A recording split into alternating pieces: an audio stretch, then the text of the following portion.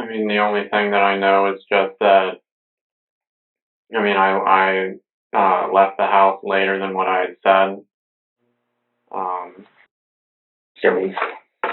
Did you leave the house with your brother Cody looking like that? Or did you leave the house with your father looking like that? Or your mother? Is that how you left your family? No. Who left your family like this? If you were the one that's been depressed, you were the one that owes money, you were the one that got into a confrontation with your father, who did this to your family? No, I didn't do any of this.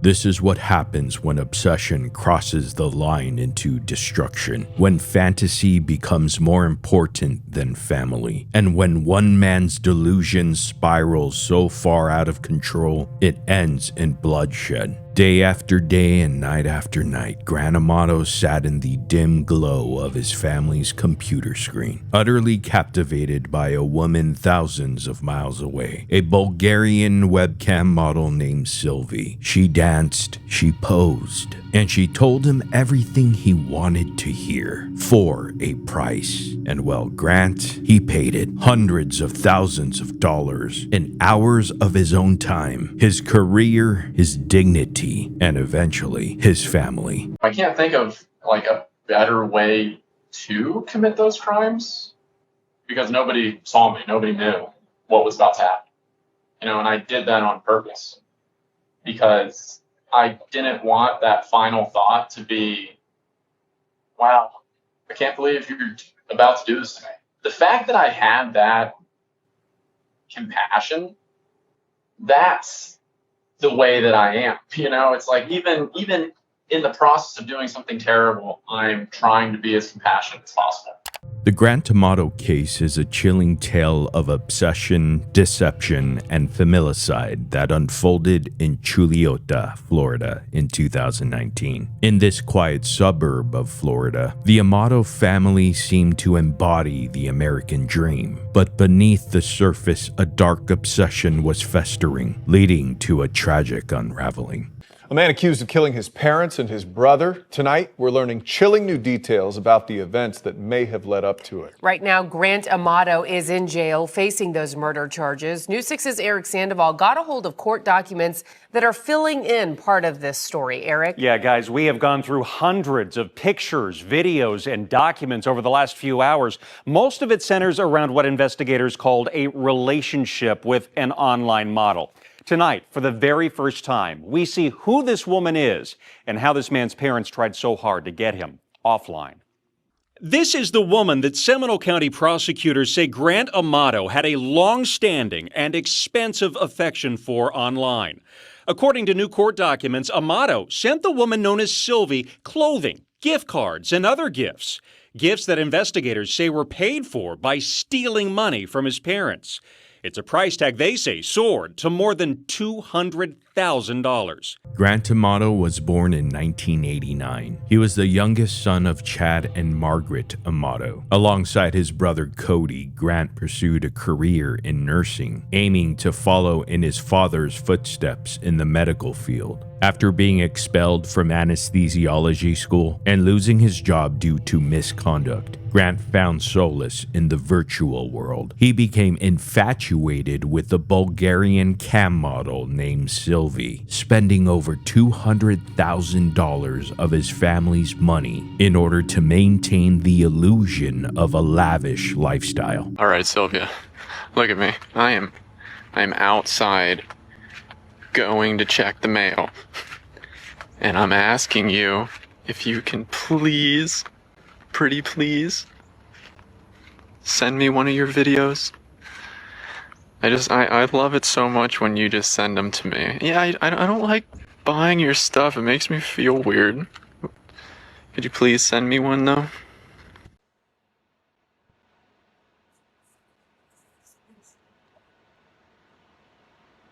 No, you're not. You're not sorry at all. I mean, we would just have I think I described it as we were acting like a couple of high schoolers doing fall in love, where he's talking on the phone all the time. that was something that was foreign to me. Like I've always said, you know, that was the first time I ever went to a site like that. The first girl I met, I just kind of fell in love with her at first sight, and I was spending 4 hours a night on the site. Like those are things that she made. So those were public for everybody who paid me them. Right. But all those other photos, like all just single shots of her, pretty much all the selfies of her, those were all personal for me. So nobody else has those. I think it's because, like, I would just request to see, like, you know, what she looked like tonight. You know, like, you got all the makeup off. I just want to see the normal you. And they seemed personalized. I feel like I have really solid grounds for appealing not only the whole trial phase, but just the whole entire case altogether. I would flat out agree that there was a money aspect to it. But that's with anybody. You know, if you were married to somebody who had a lot of money, you would enjoy that perk of that relationship. Everybody loves to get paid. Sure. But she never asked me for money to begin with, ever. And she never made it a point that that's why she wanted to talk with me. Alarmed by his behavior, the Amato family intervened, sending Grant to a rehabilitation center and setting strict conditions upon his return, which cost the entire family an additional $15,000, putting the family once again in a financial crunch. Grant's family now discovering his financial deceit and obsession, and upon Grant's return, his father required that there would be no contact with Sylvie and a requirement to find employment. Shortly thereafter, Grant violates these same conditions that were placed on him, leading to escalating tensions within the Amato household. Concerned co-workers report Cody's absence to authorities. Let's start at the beginning with one of the first 911 calls for a wellness check on Cody Amato. He is one of the victims in this triple murder case. That call was made by Cody's co-worker. Let's listen. Okay, the first department on the report line, and it's Leah. Hi, I called a couple hours ago to do a welfare check on a friend of mine. I hadn't heard back anything, but one of my other friends did, and I just wanted to follow up on the person. Okay, so just so I'm understanding, you called to have a well-being check done on someone. You haven't heard back from anyone, but your friend heard back from someone? Yes, because we both called and we didn't realize that we had both called, so he heard back a little bit ago, but I did not. So what did he tell you he heard back? He heard that they went to our friend's house and there was no answer at the door, and he said his car was gone. What's the address? And they said they don't have the addresses. Okay. Yeah, we still have officers out there. It looks like they haven't made contact with anyone as of yet, but I'll have them give you a phone call back with the outcome. Okay, I am concerned that something has come upon my friend. I know that his brother struggled with depression and I believe suicidal ideation as well. He mentioned it to me, and I'm very sorry. Okay, yes ma'am. We still have officers out there. So as soon as they're done, they'll give you a phone call back. What is your name and phone number? Sorry, excuse me. My name is and my phone number is I'm sorry. Okay, you're one of the friends? Yes. Okay. I have them give the phone call back when they clear the home, when they leave the home. Sorry, thank you. Alright, you're welcome, thank you. Thank you, bye-bye. Bye-bye.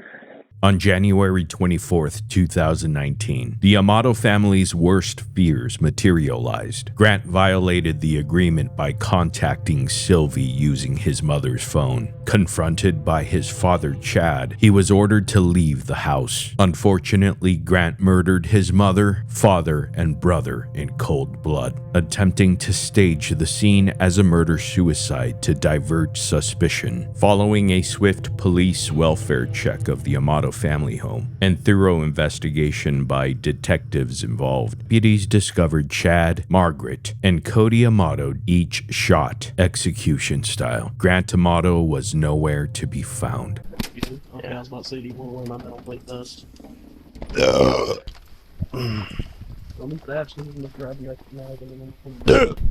Okay. Oh, apparently I turned my video camera on already. Yeah. She said, yeah, just get a 1038 there and clear the house. I was able to pop a deadbolt lock that wasn't secured all the way. Yeah. There is a large cabinet of some kind in front of the door. When we open it up, we're going to have to move a cabinet to get in. But Like the barricaded in there? No. The door swings this way. The cabinet is, just what in whatever room that's in. It's just sitting. We're just gonna have to push it aside to go in, and we'll just do this very smart like when we go in, slow and steady and smart. Yeah, we got to go around back this way.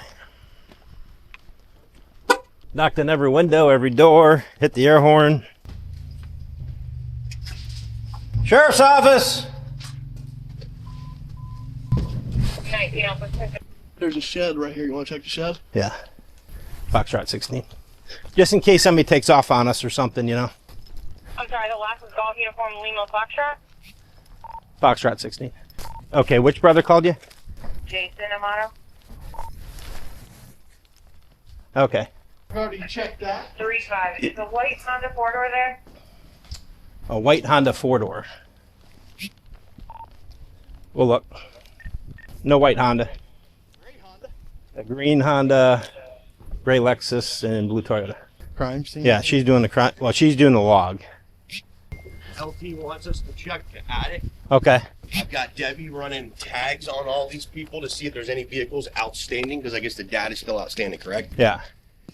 How much of a fucking mess is this when I go walk in here? Don't go that way. Yeah, kitchen Go this way. We can go in through the back door here. The we can back door walk bathroom. No one else is in there from us, right? Yeah. Right. Okay. All right, give us 5 minutes. We haven't checked trunks or anything either, so I'm gonna check over the neighbor's fence too, just in case somebody was, crawling or whatever, trying to get help. The last time the Cody was heard from was 9 something last night when his buddy texted him. They were texting back and forth at 9 o'clock. Yeah, 9 something, and Cody said, "See you in the morning." How old were they? Mid 20s-ish to late 20s. I haven't checked in trunks yet, but I did a visual check inside of the vehicles. I was just trying to get information to see, because I didn't want FD coming in if we have a legit homicide. If it's murder-suicide, then... Yeah, I just wanted to be 100% sure, especially the mom. That, but that's what, if it was leaning towards, I didn't want them coming in. Yeah. That's why I needed a call. I knew you guys were busy. Yeah, we were up to our balls, and I just told FD just whoever's going to pronounce, that's it. And if it's obvious signs, we don't need to pronounce. Yeah. 513. 2 of them, Do you have a phone number for the dad? it was like probably, but I didn't want to be, it wasn't worth a chance. So one of them was, obvious, but. And I need to get some people blocking all this shit off so that the news media doesn't come they're here. putting tape now. And family members. I want it farther out than that. Okay. Like out there. That next road? Yeah, so if you can get him to start on that. Who is that? Same thing down here, block it off way down there. Okay. LT wants it down further to probably the next road. And same thing with this other side, quite a ways down. On January 26, 2019, Grant Amato was located at a hotel in Orlando, Florida. He had denied any involvement in the murders, but all evidence pointed directly to him. From recent purchases using family credit cards to multiple attempts to access his father's bank account. Okay, I've not made an approach on the car.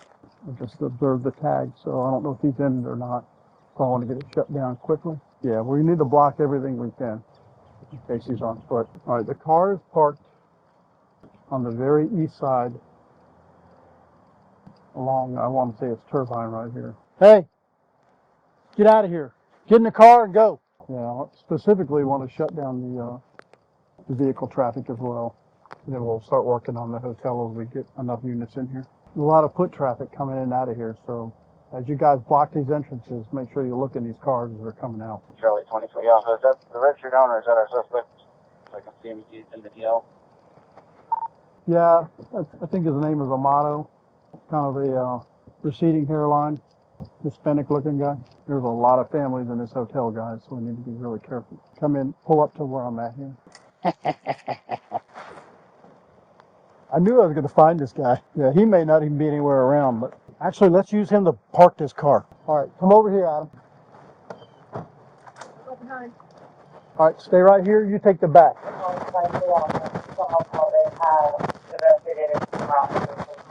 Clear. All right, clear channel for a second. You ready? Ready. I can't see in the back seat. It doesn't look like he's in there. Okay. All right, the car is clear. He's not in the car, so let's lock down his hotel. Okay. Good job. Hey, man. I knew it. I was looking. I've been hitting every fucking hotel. I knew that guy was going to be in. Lock that entrance. One of you completely blocked the entrance, and I knew the other one. We need to lock everything down. Yeah, we need to get in this hotel and start moving people out. Yeah. And find out and interview these people inside. Yeah. Do you want to do that part? Yeah, I'll talk to them. I'm pretty positive around this corner, there's an employee entrance that leads to like their convention space. Why don't you two, if you don't mind, go inside, get the front desk, start finding out about this guy. You got his info, his full Who's name. got a computer? I can pull it up. Yeah, pull it up real quick. Grab your computer, take it in there, show them the picture. Because again, remember, he may not be here. He may have just ditched the car. What Nikki's going to take this part of it and go inside, talk to the staff. Let's see if we can get the staff to see if this guy's here or not. Okay. Let them know what we're doing. I don't want to stir it up too much because we don't know if he's here or not. But I don't want him coming down in the lobby and seeing us and not being able to confront him right on the spot. Hey, try to refrain from spooking the guests with that. Hispanic male. I don't have his age or the middle-aged guy or the balding. If you don't mind, just keep an eye on that car. He's supposed to check out at 11, so we need to really get in there and secure that room. Well, we're going to secure the hallway. We need to get the shield up before we approach the door. We'll secure the hallway, so if someone comes out, boom, we got them. I understand. There's already guys inside. We already have 2 guys inside. Okay, I just want to get in there and we'll get that hall done, and we'll hold that. Yeah, why don't you come with me and then everybody else wait out here. Adam, stand by. 2 of us are coming in there. That's all we're going to need in here for right now. Thank you. Main elevators are here, side elevators are down that way. What floor is it? You hold the 3rd floor? Can you do me a favor? Call the other rooms, not that room. Make sure no one calls that room and start saying, hey, you need to come out of the room and come downstairs. Everybody's cameras are on? Yeah. Here's the goal. We shut down the hallway.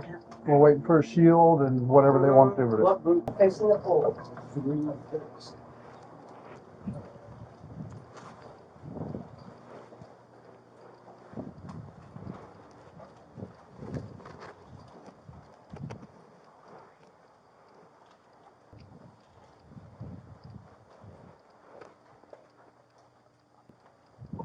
Good. The way the configuration is in the hall up here, we have the hall, we have it secured. We're going to try and get some of these other people out of the rooms that are close by, but we're going to need to probably take the room. It'll be real easy for us just to hold that room until you get your other stuff in place, rather than hold the hallway. I really don't want a bunch of people coming out in the middle of this hallway and get in the middle of everything. Yes, we do. We have enough people on the 3rd floor. We have the hallway, and we can move up to the room so that we can get these other people out of here safely and just contain that room. We have plenty of people for that.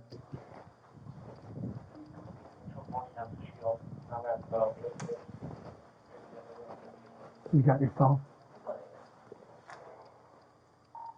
We're calling in now, so we're all doing all that by phone. If we start making a bunch of noise, we're liable to wake him up and have a big ruckus. We have 5 people here. We're already in place. We have the door secured. No one's coming in or going out. We're in good shape. He's okay. If he comes out of that room, none of our guys are going to get hurt. Yeah. Once we're sure we have everyone out of here, all the innocents, then we'll be able to set up decent cover all the way around, and then we'll back up and just keep the hallway. She'll be coming down in just a few minutes, because that leaves 4 of us up here. All right, fine. Okay. Yeah, because you're going to have to do the diagram for SWAT and all that stuff. Stop at the desk first and make sure they call these rooms. We need a list. Let me know the list of who's been out in that list. Watch the crossfire. Sheriff's office, I need you guys to get dressed and get out of here right now.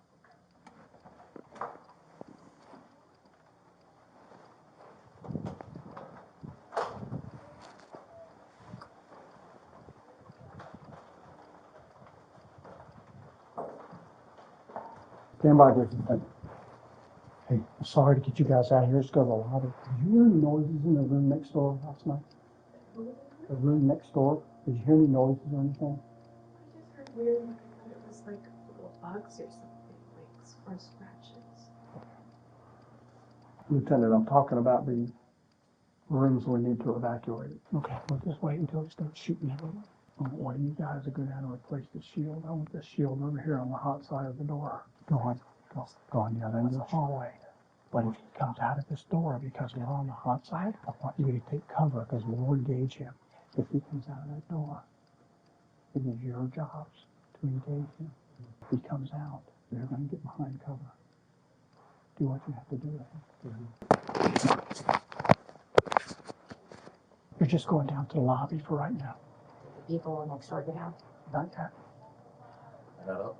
And we haven't gotten any notice from them. Is it just you two? There's a stairway over here.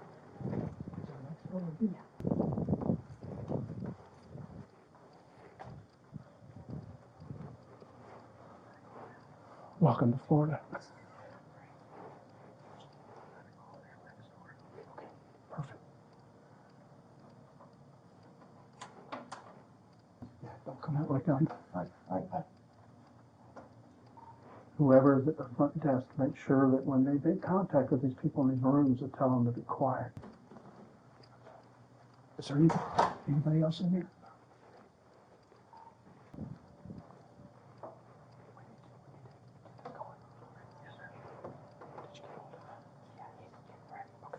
They'll meet you down at the stairs.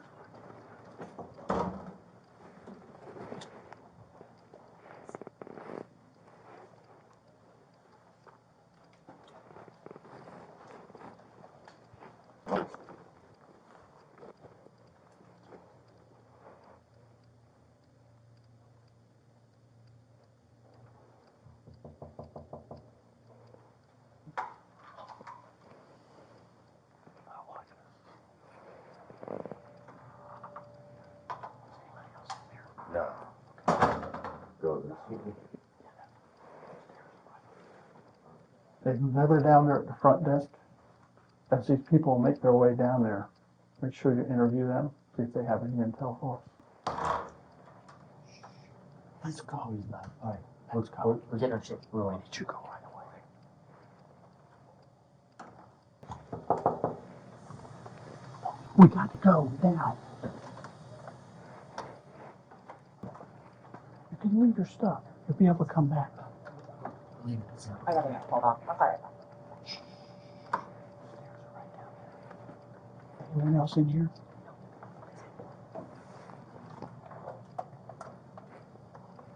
After law enforcement's long and arduous task of successfully evacuating the hotel, Grant Amato appears out of his room to peek, sensing something was going on. The officers quickly close in on Grant, executing a peaceful and rapid arrest. I have a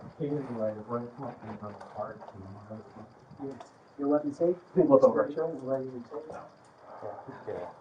Nobody's in the room? No. Secondary suite?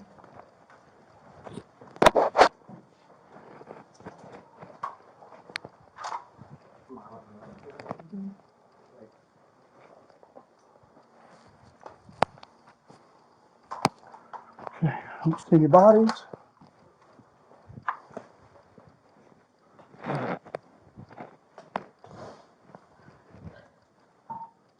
Who's, all right, stand by, let's get to it. Yeah, that's got to be one. Where is it? Right here in front. Yeah.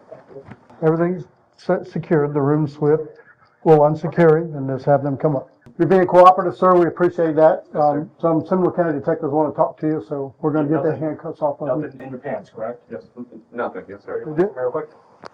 It's just a normal routine when we encounter someone that we want to make sure you're safe. Now we know you don't have any weapons, we'll get those restraints off of you. I mean, I have my like duffel bag and whatnot in there if you guys want to check that and whatnot. That would be up to the detectives that talk to you. We're confident you've been cooperative, everything's good, so we appreciate that very much. Goes a long ways.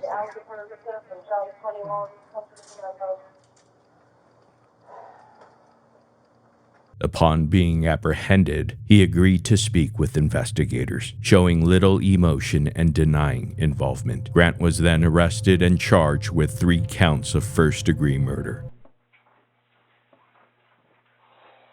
So you gonna want to do coke or anything? No. I'll hold off on that time. Hi, I'm Eva. Hi. How are you? I'm here.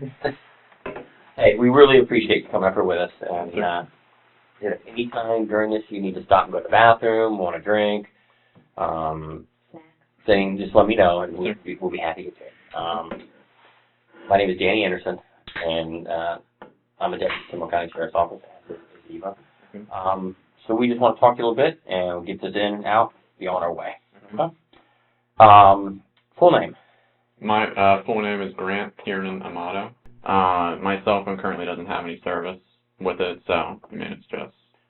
So you don't have you haven't moved to another number, just that one's no longer good. My dad had told me that when he disconnected my service, that he also changed my phone number. So I don't know what the new phone number is, Gotcha. but I mean it's probably you can probably still see it. Do you have the phone or? It was in my duffel bag. Oh, gotcha. Back there, yeah. Gotcha.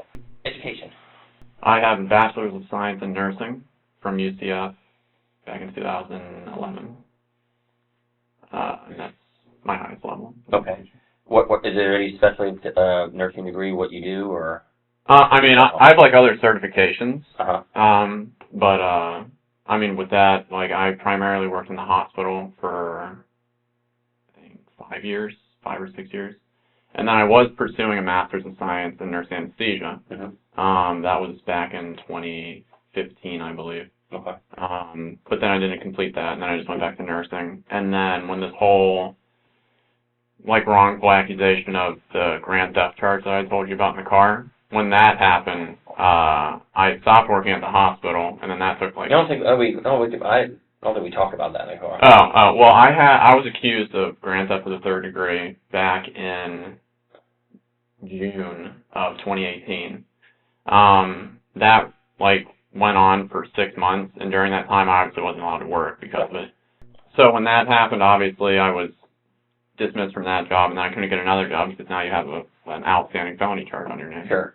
So then I got the attorney. It all went through, and then finally in December, they posted on the Orange County Clerk Courts or whatever website where your file is that there was no evidence ever presented. All the charges were dropped, and now I'm just in the process of expunging that from my records. Right. But because I can't keep just not working forever. Sure. And that was kind of a topic around the house was I need to get started here. I've been applying for jobs for the last couple weeks. I'd gotten 3 or 4 callbacks, and then I went on a job interview yesterday for a home infusion nurse job. Where was that at? That was with Credo. What time was your interview? It was scheduled for 10. I got there at around 9 in the morning. And then I think we actually had the interview at about 9:45. How'd that go?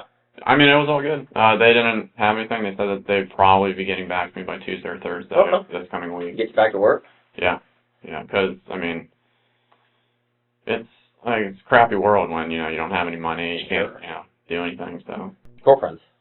Girlfriends. I had, my high school sweetheart girlfriend for about 5 years. And then ever since then, no, official girlfriends, no flings or anything like that. Here and there. Dates occasionally, but, I mean, not really. Kind of focused on, just getting through the life goals that, I wanted to achieve. What do you like to do? What do I like to do? I like to watch anime. Me and my brother kind of started doing that back 5 years ago, I'd say. He kind of got me into it. I've been out of work for 6 months, since June. How did you pay? That's a lot of money for to be out of work. My brother. Oh, yeah. Yeah, my brother. What does he do? He's the CRNA. What is it? Sorry, the certified registered nurse anesthetist. Okay, we were both in the program together. Okay. And then he was able to finish, and then I did not. So he was making good money. Yeah. Was he making that 150, 100? He was working a lot. I mean, I don't know if I think he was cusping a lot of overtime, not scheduled, but it's just kind of what happened. But yeah, he was moving along. What do you think he made his best year?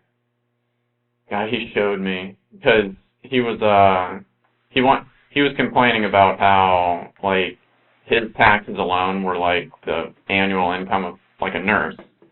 And I think when he showed me before like it had all ended, like the before his pay year had ended, that he was already up to like 166, but that was like after I think the $60,000 or $40,000 already came out.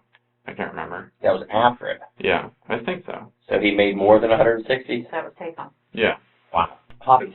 Okay, so Besides the anime. besides the anime, besides that, we would play video games. We actually just got like a virtual reality headset thingy for like the computer. That was kind of fun. And actually, yeah, during the time that I was that I wasn't working as a nurse, I tried to do the whole Twitch streaming thing. What is that? I'm sorry. No. What kind of where you have to explain a lot of this to us? With Twitch, it's you got your mic and then you have your face cam, and then basically people are just watching you play whatever game you're going to say that you're playing. Okay. And then they can donate, they can subscribe to you, which then you get like a monthly payment. Or is anybody doing that for you? I had like I think I was up to like 30 something subscribers. And what would you charge them With subscriptions, there's 4 tiers of it. Tier 1 is just $5. So right when you see that you blank subscribe to it, you get $5. Monthly or just total? Actually, it's Twitch pays you every 45 days because you're like an independent, self-employed or something. So I'm saying with their account, though, they subscribe to you. Would it be for a 30-day period? Or Yes, yes. So every 30 days, they owe you another $5. If they resubscribe. Right. Yeah. So then there was that. Tier 2 was like $10. Tier 3 was $15. Then if somebody tier 4'd, it was $24, I think. And what does that get you for? All of the higher tiers do is they give you like more emotes, like little things you can put in chat, so that when you're playing, everybody who's in your room can chat about what you're doing or anything random. And then donations can range from 1 cent up to however high. So what were we making off of Twitch a month? Nothing really significant. It was like. So you said about 30 people at one time subscribed to you. So a minimum what? $150. $150, and then a few donations. But primarily, I guess, just keeping myself busy. What other hobbies do you have? Besides that, a number of years ago, like, me and my brother were actually, like, gun enthusiasts. And, we did it wrong, where we did it all during when the season was, like, high, so everything cost so much money. During hunting season? Yeah, I guess so. Unfortunately, we don't hunt or anything like that.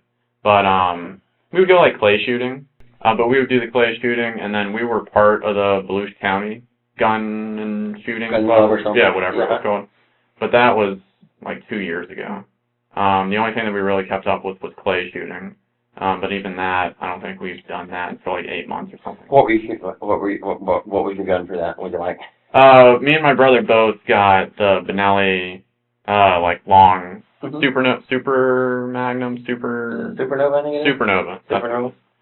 We both had those, and then during the time where, like, I was struggling, like, in this last 6 months, I sold all of my guns. What'd you have?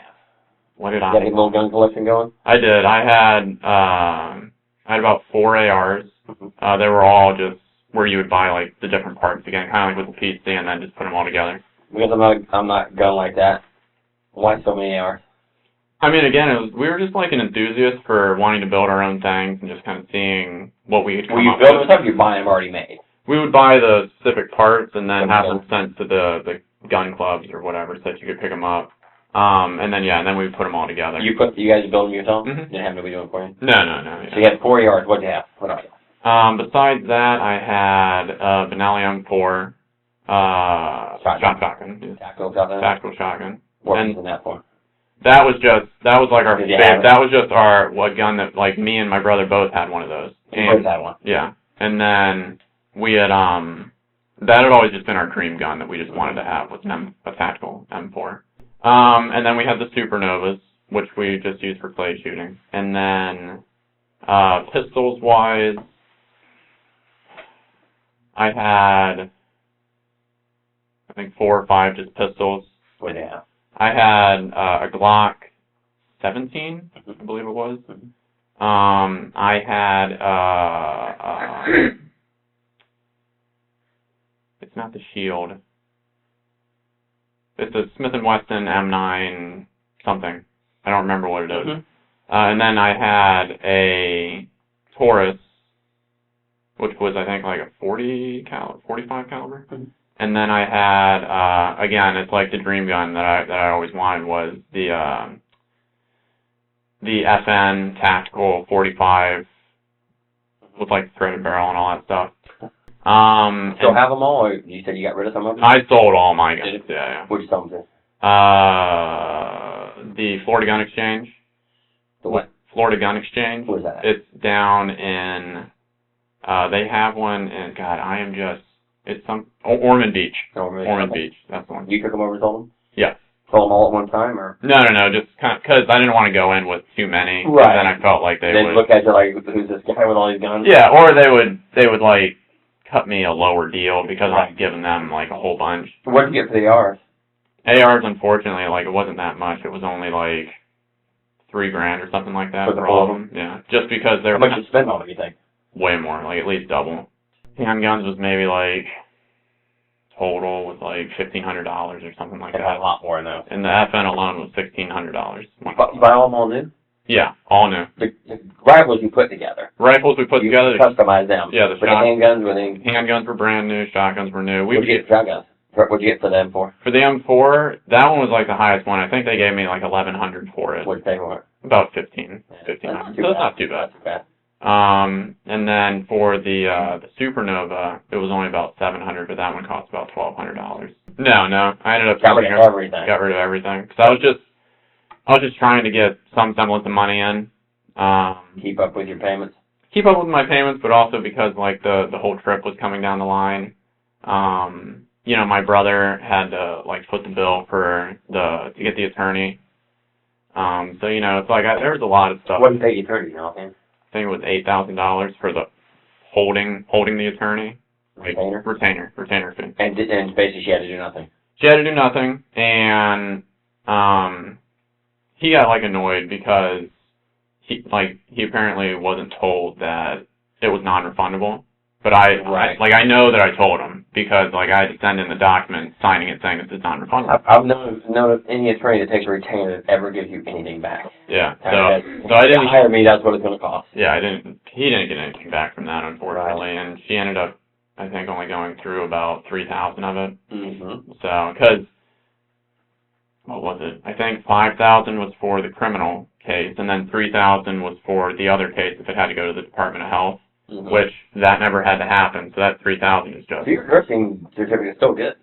Free, clear, and active. It's always been clear and active. It's just the quintessential. You go to that background check, and then they'll see an outstanding thing. Even though I have the paperwork now saying everything's been dropped, he's in the process of expunging his records. You know, even when it all went down on the day where I was accused of that felony. You know, the cops came in and then they handcuffed me and they were like, you know, you've been charged with this. We're taking you down to the, I think it was Orange County? The Orange County jail area. You know, I had to have the picture taken and stay in the sitting area where they process you all and everything like that. And, you know, I'm using the phones on the cord, you know, trying to just pass around the phone and... I'm surrounded by all these guys who are talking about, you know... A real criminal. Yeah. And the first person I call is my dad. My brother. He was at work at the time, but he answered his phone. And I was just like, look, I'm freaking out. I've been charged with this. I've been told that my bond is this. And then I guess he tells, you know, whoever was working that day with him, I gotta go. So then he calls my mom. He calls my dad. He smooths things over as best as he can. He's just basically saying, I'm going to pay this. And then I think I was there for like 7 hours or something, even though it was paid within like the first hour. So that's dismissed. You're out looking for jobs, applying pretty regular? But yeah, I mean, I'd say pretty regular. Anything left in savings? Nothing left in savings. I think I had like $300-400. But brother kind of helping you through? Yeah. I mean, brother was helping me. My dad was covering the rent that he calls it, which is just like the monthly payment for us to help since we all live at home. What was that? What was I thinking of? $600 a month. Yeah. And then it's not a bad deal, is it? No. And then I mean he was he was covering like cell phone. We were paying for our own internet. Close with your brother Cody? Let's talk about Cody. Oh yeah. Me and Cody. He's older, you or him? He is. I'm the youngest one. I'm 29. He's 31. My oldest brother Jason is 35 or 36 now. Who lives at home? All 3 boys live at home? No. It's just me and Cody, and then mom and dad. Okay. Tell me about Cody. Cody. Let's see. Me and Cody had the quintessential rough, like, fighting each other and whatnot when we were younger. The love hate. Right. Typical siblings. But then I would say, like, my junior year of high school, we were all on the weightlifting team together. That's where I got to know a lot of, like, his guy friends. And, you know, we stopped, like, arguing at that point. And then we all, you know, we decided to go to nursing school together. We decided to go to the nurse anesthesia school together. I mean, we did everything together. I mean, we were the better student. He was the better student in everything up through nursing school, and then I was actually the better student in nurse anesthesia school. But there was like again, kind of like with... Are you guys, sorry, No. Are you guys at the same time in the same classes? Yeah. So you're... But not for nursing school, not for nursing No, school. I mean for the anesthesiology. Yeah, we sat right next to each other. So you're in there doing things together, so you got somebody to study with. Yeah. Somebody to bounce things off of and work with. Yeah, and we would do that all the time when we were burning the midnight oil. But you were better at it. Yeah, and that was the one time that he actually admitted that I was didactically more competent than him in that field. And then... Who was better in weightlifting? He was. Okay. He broke a number of school records. I think he was like the 129 weight class. I was the 119 weight class. But he was definitely stronger in high school. And then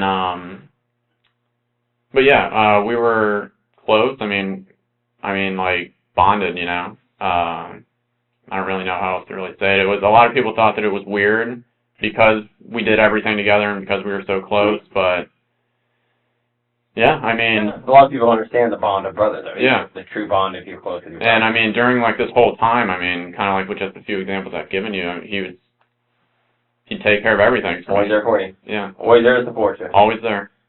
Fight with you 1 minute, but make sure that you were not stuck in jail for some silly charge the next. And, yeah, I mean, he's always been there for me, so. Cody's definitely one you're way closer with. Yeah. Hands down. Go on vacations, he's helping with bills, helping with the legal issues. Right, and I mean... Studied together. We, did everything together, connected at the hip. Ever any issues really with him? No, like I was saying, during this last 6 months, it had been a very trying time. You know, financially, trying to get the job thing going, worrying about this whole what's going to happen with this legal stuff. But like even through it all, I mean, he would like have his moments where he would get extremely upset. Like you know, he never gets violent, I guess you could say. But like at one point he got so upset that he like pushed the cabinet and then it like dented into the wall. And so he'll like lose his temper, kind of like my dad, but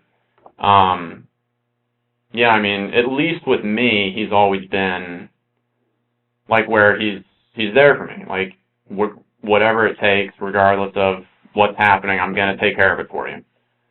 And I mean, over like the last 6 months, I mean, it's been sad for me because like I see everything that like he's doing and like I can't be like how I've always been with him, where, you know, I'm helping out too, or I can do something for you. Right. You know, where we're kind of on the same playing field. I know that you make more money than me and all that kind of stuff, but it's like, you know, we can do the stuff together. You don't have to pay for my dinner. You know, when we go out with the guys, you don't have to pay for the trip, you know. It's just, you know, I couldn't help relieve his stress, I guess, as well as I always used to. But then, I mean, I know for me, I had been bummed out just because, like, I've been out of work. You know, my whole life it's been school, work, school, back to work, and then just, I mean, that's it. You know, sacrifice all my 20s and never went tailgating or anything like that. Do you have any issues with depression over all the legal issues and beyond? I would say that I was depressed, but, you know, I'd always put on the happy face for, like, my brother.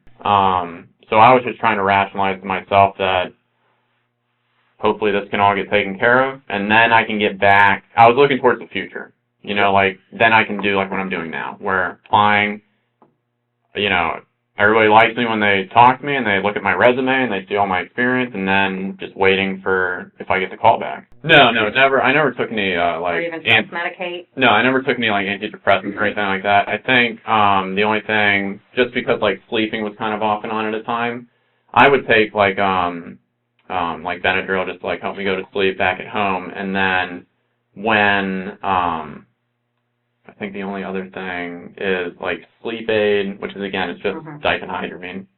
You know, secondary side effect is just drowsiness. It's not like its actual purpose. And then melatonin, just to help with the sleep cycle. No antidepressants, no medical history, none of that type of stuff. But you and Cody, since you've been adults, any physical fist fights, anything? No. When we were super young, but besides that, no. Yeah. So living at home is who? Me, Cody, Dad, and Mom. Tell me about your mom.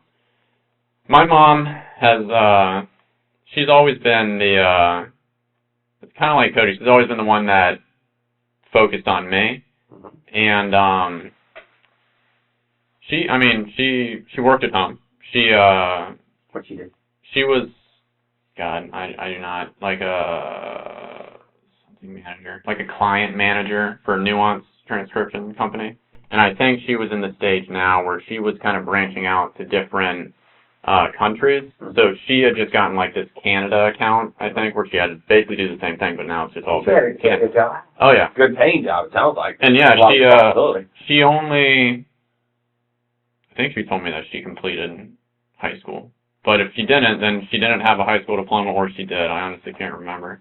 And with that, when she first started doing everything, like with my dad, she was just a medical transcriptionist, so she's making like $35,000 a year or something like that. But now she had worked her way all the way up to making about $90,000 a year at this job. Stressful as hell. You know, I'd hear her complain, do all that stuff. Oh, at home? She work at home? Yeah. I thought you said she worked at... Oh no, she works for Nuance. Oh, okay. But she works from home. Gotcha. So it's like where like all of our internet and crap is against like the wall. Like a home office? Yeah, Exactly. Yeah. Okay. It was like originally a dining room, but then it was transitioned into like her office. Again, it's like this last 6 or 7 months was just like stressful for everybody. Sure. And you know, countless times my dad would like come up to me and he'd make like me feel like he'd try and use things and word things to make me feel guilty so that I would, you know, do everything that I can, like get a job. Almost like a motivation. Right. And he'd tell me time and time again that, you know, you're her favorite. I mean, she would do anything for you. And, I mean, it's like, yeah, I don't need to hear that. I mean, that's not what would motivate me. Sure. But no, with Mom, I think we yelled at each other a grand total of like 3 or 4 times my whole life. I've never like yelled at her for anything, because I mean she's never done anything wrong. She's always been the one who's stood by you. Stood by me, but tried to, you know, even during our early childhood when it was really rough with our dad. Why is that? My dad's a Leo type A, Italian personality man. He's very focused on his future. He's very focused on everything that he's sacrificed in his life for the betterment of all of us. You know, like he's always dreamed of going hiking up in the mountains. They have a property up in Tennessee that they built. So like, yeah, I guess back to your original statement with my mom, never any issues. I mean, it was always, like, if there was somebody that I could talk to and like Cody wasn't available, I'd always talk to my mom. I'd always let her know what's going on. Yeah, I mean, she would help me out through anything. Okay. Tell me about Dad. Dad, what does he do? Dad's a pharmacist. He works for CVS.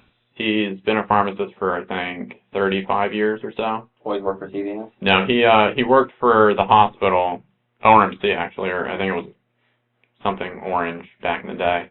But he worked for ORMC for about 15 years, and then he worked with Home Infusion with Ambient Healthcare for 11 years or 13 years. And then he finally got into the sales one with CVS. What do you mean? where he like sits in a cubicle and then he's got the headphone on, and then if somebody calls in, he just like tells them what they have to do, like pharmacy-wise. So retail pharmacy. So he wouldn't go to like the CVS that you see on the side of the road. He was at like Caremark or something like that, which is owned by CVS. Mm-hmm. It's like 650 employees. He told me about like how it's a bunch of pharmacists doing the same right, job he's yeah. doing? Basically talking to other pharmacists? Talking to other pharmacists, talking to doctors, talking to patients. Gotcha. Patients for like their home health care stuff that they have, and they just call into the 24-hour pharmacist, and then they help them through with whatever they're Do you like that job better than being in a COSA? No, he hated it. He because he was fired from and then he was like IV home infusion with Florida Hospital's home infusion group for only about 2 or 3 years. He was fired from that for being, like, I guess, to not, like, soft, but like an asshole, because he would, like, his manager or something was this, like, young woman, and then she was giving him crap, and then he's like, I've been a pharmacist for this many years, like, and you're younger than me, it's like, I don't have to listen to you, you know. So I guess he blew up one day when he was down at work, and then, because of that, he ended up getting fired, and then he was out of work for about 3 months. And then he was trying to get back into the hospital system, trying to do home infusion again. But because of how old he is, and because he has an RPH degree, which was the original pharmacist degree, he doesn't have the new PharmD. He just wasn't able to get back into the avenue that he wanted to. So that's why he was forced, basically, to go to retail. So, but, I mean, he'd tell me every day or every week that, he hates it.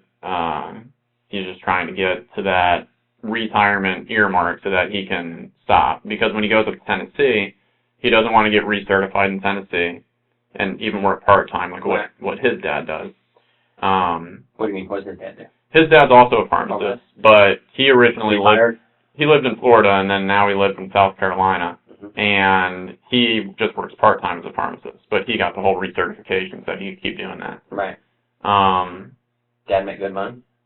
I think he would tell me that he makes like between $110,000 and $120,000 a year. Not bad money. So yeah, it's not bad.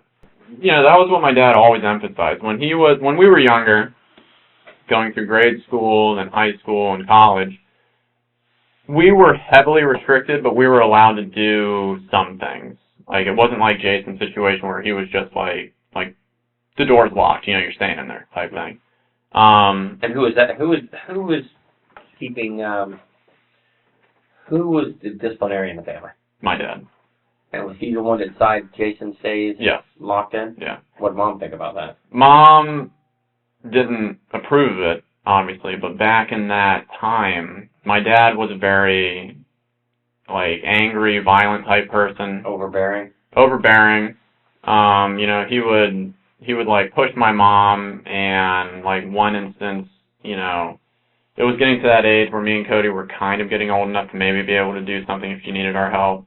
And I remember her and my dad were like in their room, which if you go down the stairs, it's right there to the left.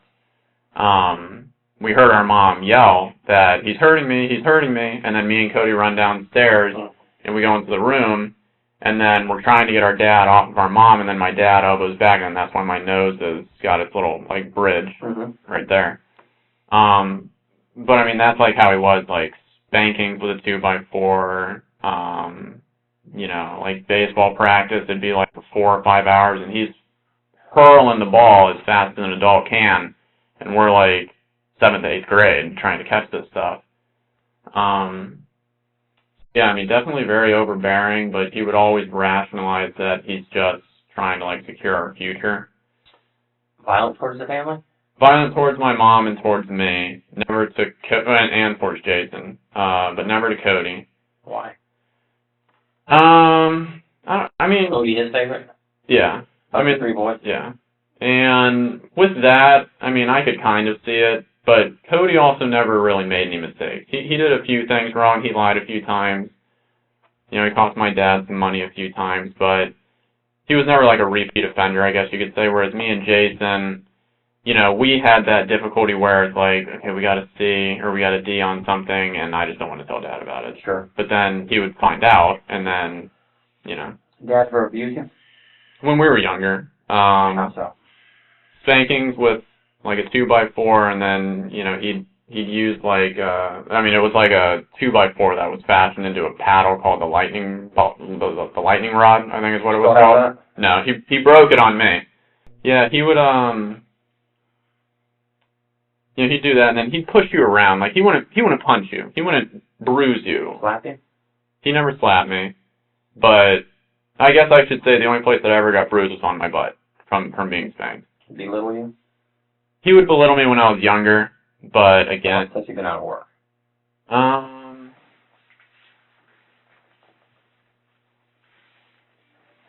No, I mean, not really. He would just make me feel bad that...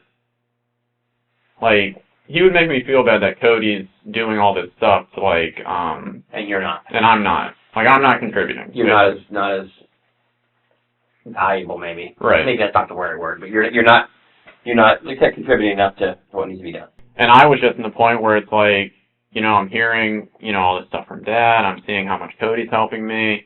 You know, Mom's stressed out with her job. And it's like, I'm not doing anything. And it's like, I'm in that situation where it's like, I'm not doing something because I don't want to. I'm held out because I'm waiting for this whole legal thing to get taken care of, and then for jobs. When's the last time your dad put his hands on you? The last time my dad put his hands on me would be, I'd say, kind of the middle of December of 2018. What happened? It's because, you know, with all the money that had been getting spent and, I guess just the mix of everything that I've been saying is kind of boiling up in him, and the fact that I was, to him, it seemed like I wasn't concerned about it. So, and then plus I was, you know, I wasn't acting like myself with the jovialness and, you know, all that kind of stuff. My father chose to admit me to like a depression or an addiction clinic or something like that in Fort Lauderdale called Cornerstone. When was that? That was December 22nd. Okay. Until I think January 4th. Did you agree to go? I didn't, but they said that, you know, this was your only... Who said? My dad. Okay. And that was in Fort Lauderdale? Yes, yeah. Did your mom agree with it? My mom and my brother both agreed, but it was my dad who was like the iron fist, like, this is what's going to happen. Like, you know, he can't... Why did he say you needed to go? What was his reason? Because with the way that I was acting, he didn't see that I was doing anything for, like, the positive. You know, and a lot of it just came back to money with him. He would like allow me to spend money that he had, like with his credit card or something like that. But it's like then whenever I did, it was like a huge problem. Okay, so you had one of his credit cards. Yeah. And what were you buying with it? Well, what I was doing is over the past 4 months or something like that, I've been talking to this woman online. Who's she? She's, as embarrassing as it is, she's a cam model. A what? A cam model. Do either of you guys know that? Nope. Just like all the videos, you have to tell us. A cam model, it's like it's like a virtual girlfriend, I guess you could say. Okay. Like that type of situation. Mm-hmm. So a lot of the money went to her. Okay. Where's she at? She lives in Bulgaria. Bulgaria? Where's that? Over in Europe. It's like outside of Germany. Okay. Something like that. You ever been there? No. Okay. It wasn't that serious. Okay. What would you give her money for? Just for like the time online with her. Oh, okay. Yeah. So it was just like that type of thing. And what did she charge? By the minute? By the hour? Minute. Okay. Yeah. And how much is it per minute? Oh God, I think it was like 90 tokens a minute, and it's like the conversion rate for all of that is like $600 for like 5,000 or something tokens or something like that. So, and then it was 4 hours a night. So that's basically just where all the costs went to, was you pay real money for the tokens, then you use the company's digital currency for that. So you do this, and when did you meet her? I met her at the beginning of July. Yeah, at the very beginning of July. Okay, and still talking to her? Still, yeah. More just on Twitter, Okay. just through direct messaging. Again, cell phone service doesn't work, so it's I can't use the chatting like that. How much do you think you spent on this? It's kind of pricey. Yeah. How many tokens and $5,000 for how many tokens? No, it's $600 for 5,000. For 5,000. Yeah. Okay. So how much do you think you spent on this? Probably close to $200,000, I'd say. $200,000? Yeah. And where'd the money come from? Money came from me, my brother, and then my dad. Did they know where the money was going to? They didn't know that it was going to a cam model. I was saying that it was going towards my Twitch streaming, advertising, putting my name out there and that type of thing. So I guess to bring it all back with why I was brought to Cornerstone, it was a mix of all of those things. It's he felt like, he felt like You need to be grounded. Yeah. And so then I was there, I spoke to the therapist and psychiatrist and all that stuff. I didn't need any medications for anything. They had analyzed it as, this is an isolated event. You've been out of work, you have this PTSD from the whole getting arrested thing, and the last thing on my record was, I think, a speeding ticket back when I was at UCF. Mm-hmm. And then, just having all of that stuff going on, but then they had signed me up, I think, to be there for 60 days, but then I was only there until January 4th. So Who paid for that? My brother, Cody. What was the cost of that, do you know? $15,000. It was $15,000, and then I think when I had gotten back, we were going through the process of calling them and seeing if we could get any type of refund. And I think they said that he was going to get refunded $3,000 from his $15,000. Sure. But I don't. There so long. Right. But I don't know if that transaction had ever gone through yet. So their final diagnosis of you was what? That I was fine. That you didn't need to be there. Yeah. That I was fine. I told them all about my living situation and how it had been stressful, and then it got better, and then now it's just stressful again. But they had all just said that it was just this isolated event. Situational PTSD from Right. Yeah. last 6 months. Once you can get this legal thing taken care of, which I don't know if I mentioned, but when we looked online and we saw that all the charges had been dropped, that was on November 30th or 31st, the day before we were going to Japan. So, while that was good and everything, I still knew that it was still going to be on your record until you get it expunged. So, I was still thinking, okay, at least now I can maybe start applying when we get back from Japan. Sure.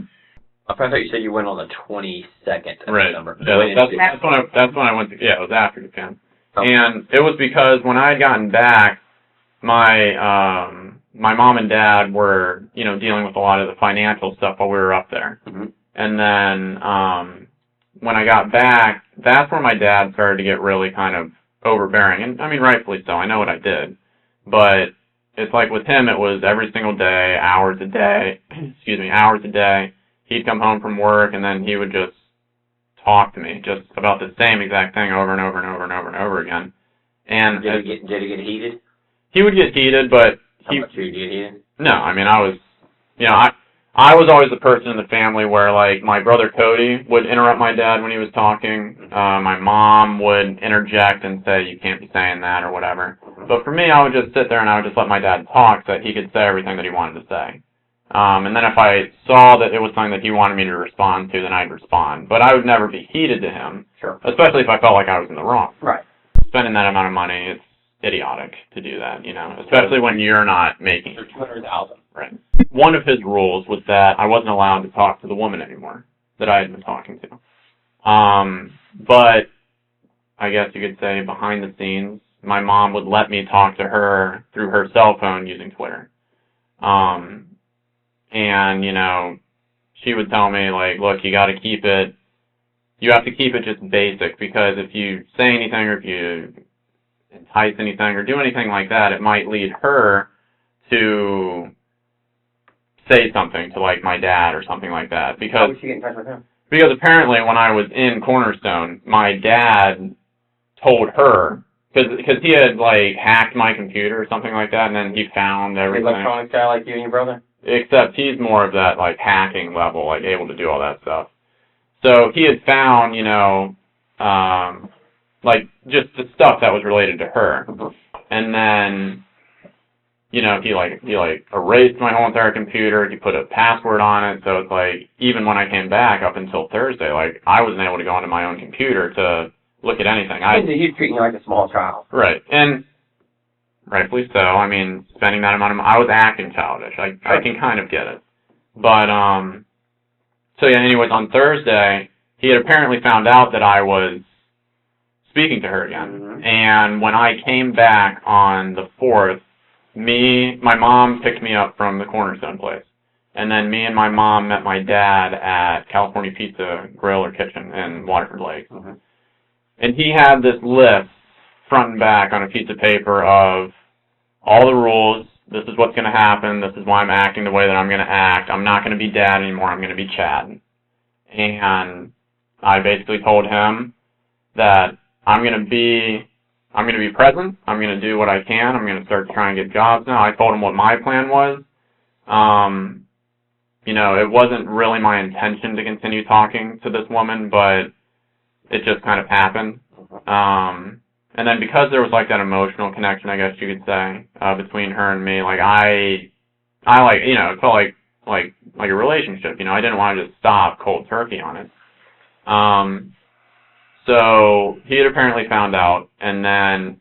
Unhappy. Right, and one of the stipulations was, that he told me at the dinner was, if you speak to this woman again, you're out of the house. I'm kicking you out. You can pack up your shit, and then you're off my property. And then, because of the way that he used to be, he had told me that, basically, if that happens, that if I ever step back onto his property, that he would kill me. So, on Thursday, that all happened, and then I was in the process. I was getting all my stuff together. I was piecemealing it out to the car, and then, I had an interview on Friday. So I had to get my suit out to my car. I was trying to just get all of my necessities as best as I could from, a lifetime of living inside the house. And then, my brother was working that night, and I think he was working, like, one of his long nights, but he ended up getting off early. And then I had met with my brother before he came home, just, like, in the neighborhood area. And then it was just on the, like, the back side of the house, like along, I don't remember what that road's called, but it's like you take the bend where it has those two blinking lights, and then it's just down that road a ways. Well, it was just down that road. And then I basically brought him up to speed, and he had told me that he was going to do whatever. What time was that, you think? God, what time was that? What time did you go to, let me back up a second, I apologize. You, Mom, and Dad go to California Pizza Kitchen in Waterford at what time?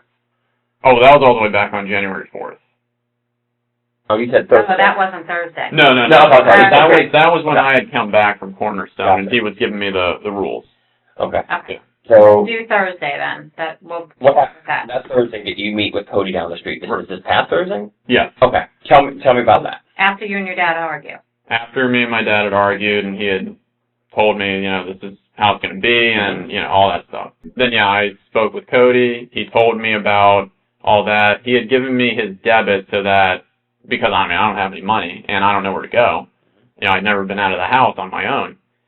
And then the last thing that I was told was just that, basically, once again, that he'll take care of it, because... This is Cody. This is Cody. What time is this, approximately? I'd say a little after 10:30-ish at night. Thursday night. Thursday night. Okay. And then, so then after that, I just, stayed in that in the vicinity area for a number of hours, and then I had remembered over some of the nights when I would work overnight, and then I'd be able to come, like, get off early, that the Publix on 50 on Colonial, the one that's by the Tractor Supply. Yeah. That Publix, it's like their guest Wi-Fi is always still active even when the store closes down. So I was like, okay, well, I'm going to go there because I have my Surface, and I can, check on my emails. I had to pull up the address to my interview because I don't have GPS. So then I would, like, write all that stuff down, and then I was basically just waiting in that parking lot until I had to leave to go to the interview. And then, that was the last, because again, it's like, no cell phone service. Email was literally like my only form of communication. And then, I didn't have any, I went to the DoubleTree because I was like, I can't just stay in my car again all night. Right. How did you pay for that? I paid for it with my debit card. With your debit card? Yeah. Because I think there was like $400 or $300 and something still left on it. Okay. And then I was just there the whole night. Talk to Cody, talk to Mom, talk to... No, I couldn't talk to anybody because I didn't have... But you had the phone in the room. Oh, yeah, I did have the phone in the room. But... Call anybody from the phone room? No, I didn't even honestly think about it because I was like, away from a place where I lived for 25 years or something like that. I had never, as embarrassing as it is, I'd never been on my own. Right. The longest period I'd ever been away from anybody is 2 weeks when we were up in Japan. I guess I was waiting to see what would happen with this job because I was told I'd either be told Tuesday or Thursday.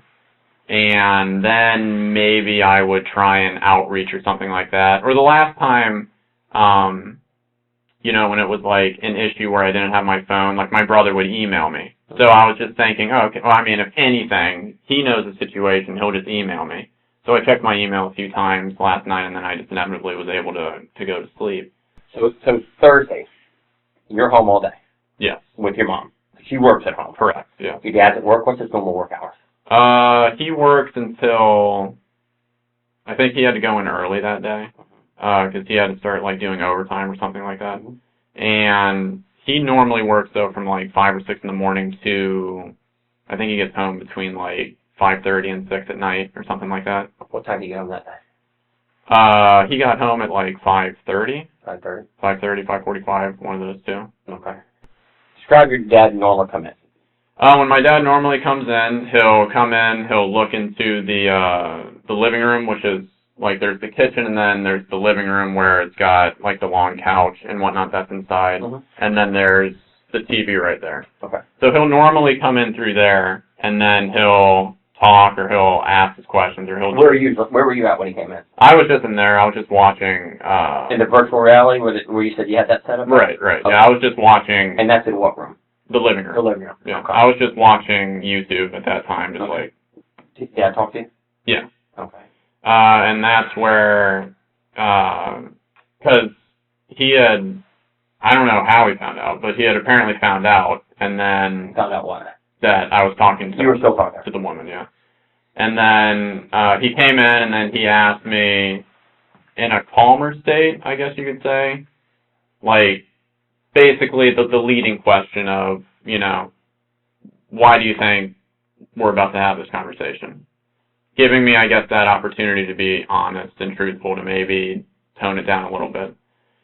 I, of course, did what I always did, where I kind of didn't admit to it. And then he came out and he told me that I had been doing that. He had proof. Yeah. He had kind of reverted back to the way that he was when we were younger, where, he kind of, pulled me up from the couch, and then he was yelling at me to pack my shit up and just get out of the house. That he was the one who had to be the hammer, and that, why am I making him have to go through this, and all this other kind of stuff. Okay. So, basically I had... So he's becoming violent. Like the way you described right, it when you and Cody were kids. Right. What did he do? Like I said, he pulled me up from the couch just by, like, the shirt that I was wearing. And then, after that, he was basically just having that yelling where it was kind of like cracking. Like his voice would either crack or he was basically just yelling at that point and monitoring. Where's your mom? My mom was in her office. The argument with Dad is at what time? The argument with Dad is like 6:30 or so. 6:30. Yeah. Okay. You have your argument and you pack your stuff? I have my argument, and then I'm packing my stuff. I'm, taking it out to the car. It took me like a couple hours to get as much as I could, just kind of out into there. And then, yeah, it's like Mom's kind of just staying out of it to a certain degree because she knows like how Dad can be. And then, yeah, I mean, then that's just pretty much where I was just kind of like waiting. So you wait outside. Did anybody call Cody and tell him what's going on? No, not that I know of. Okay. How did you know to meet Cody down the street? It's because my mom had actually come and told me that, she was trying to bridge the gap. And then before I actually physically left, I had told my mom that, I'm going to be close. I'm going to be local. I'm just going to be like down the street. And then. So you left? So I left. Like Cody had called the house, and then my mom picked up, and then he was just letting, like, how we would normally do, where, like, I got off early, he was supposed to work till, like, 11 or something like that. But he came home early. And then, yeah, he was able to come home early because of the fight, you think? I don't know, honestly. But, he had, like, that week, even on the days that he was working until 3, he would come home at, like, noon or 1 or something that week, so maybe it was just a slow week. But apparently that had happened, and then my mom was able to tell him what was going on. Right, and then she told me what else happened. Then after I met with Cody, then that's where, I was again just kind of staying around that area, and then I just went to the Publix. And then to my knowledge, that was the last interaction that I had with the 3 members of my family was that. So when Cody called the house, you said your mom told him about the argument. Right. When you left, you said you told your mom you were going to be in the area. Right. How then does Cody now know where to meet you, or if he's going to meet you? Yeah, it's because that's when my mom had come out to where I said that I was going to be on that road somewhere. Okay. And then she was able to do that. And then I guess that's how she knew, like, where to, I don't know if she talked to Cody again or if she was able to do that. But then she was able to, like, pinpoint that area. You leave, go on your way, Cody goes home, right, and you have no contact with him since then. Right. So you and Cody meet. Right. And it's approximately what time? And I know I'm not going to the exact minute. What time do you think you met? Like 10:30, or something like that. How long did you talk to him for? Only about 10 minutes or so. And what was the conversation? Conversation was basically that he was brought up to speed, and that he would take care of it. He was brought up to speed by what? He was brought up to speed on, like, why I'm out here. Who brought him up to speed? My mom. Oh, so she talked to him? Yeah. He told you that Mom had talked to him? Right. Since the argument, or when? Since I had left. It was after 9 p.m., but I just don't remember. So between 9 and approximately 10:30, right, you leave, right, go down to sit on Fort Christmas. Cody comes and talks to you about 10 minutes. At some point, your mom has spoken to Cody based on what the conversation you had with him, correct? Correct, yeah. And she told him what had happened between you and your dad. Right. Okay. Do you think that's why Cody left work? I mean, why he left work? No, he never said why he left work, but in my mind, I was just thinking, he had been let off work early like three times already this week. So I was like 10-15 minutes you talked to Cody. Right. You have a conversation, and he leaves to go home. Right. And you leave to go where? And then I stay in that general area just so that if anything happens, somebody like knows where I am. So you went and had an interview with who? I had an interview with the 2 managers, Erica and Terry. Erica and Terry. Females or males? Females. Okay. What did you wear to the interview? I wore my suit. It's just like a Men's Warehouse gray suit. Sure. Like brown shoes. Okay. So you had the interview, and it started approximately what time? Like 9:40. 9:40 went to about when? I think it was about an hour. So like 10:30, 10:40 or so. They didn't offer you a job, but said they may have something coming forward. It seemed like promising, but then they said that they had one more person to interview on Tuesday or Wednesday of this coming week. Mm-hmm. So But they said that I would hear something from them regardless, like Tuesday or I Thursday. want to jump back just a second. When you left the house, Right. what were you wearing? When I left the house, I was just wearing, like my, like black pants, and then just, Jeans or just like workout pants kind of doing what? No, just like workout pants. Workout pants, Yeah. okay. And then I just had a black shirt on, and then, was I wearing a jacket? And I think just like one of my sweaters or jackets or something. Where do you go from there? From there, I pretty much just drove around. I was thinking of, like, passing by the house, but I inevitably decided against it. And then I thought that I had to do, like, a skills checkoff for the same exact thing. Then I had switched into just, like, scrubs. Okay. But then that didn't end up needing to be done today, or, on the same day. Uh-huh. And then I was pretty much just driving around. I ended up going to Waterford, or I had gone back to the Publix area at one point, because I wanted to see if I could get my phone service back. But then I was told that I'm not like a registered user. Or Did something you go like to a that. phone store somewhere? Yeah. Which one? The Verizon. So you I went there to talk to somebody? Yeah, I had tried to get my phone service back, and then Guy or girl? It was a guy. What did he look like? He was a young guy, like maybe in his early 20s. He had black hair. I think he had like a goatee. Okay. Couldn't get the phone because why?